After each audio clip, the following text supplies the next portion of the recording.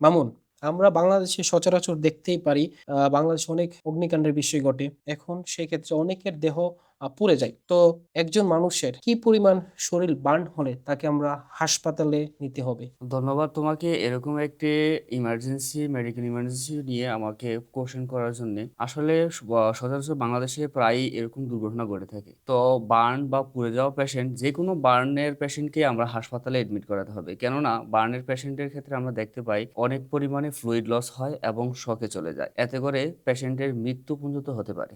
পরিমাণের ক্ষেত্রে যদি বলা হয় তাহলে অ্যাডাল্টের ক্ষেত্রে আমরা দেখতে পাই 10%-এর বেশি যদি পুড়ে যায়, আর শিশুদের ক্ষেত্রে 5%-এর বেশি যদি পুড়ে যায়, সেক্ষেত্রে আমরা হাসপাতালে ভর্তি করাতে হয়। তবে আমাদের কিছু ইম্পর্টেন্ট অর্গান এবং কিছু ইম্পর্টেন্ট প্লেস রয়েছে যেগুলো পুড়ে গেলে আমাকে আপনার একটি বার্ন স্পেশালিস্ট হসপিটালে নিয়ে যেতে হবে।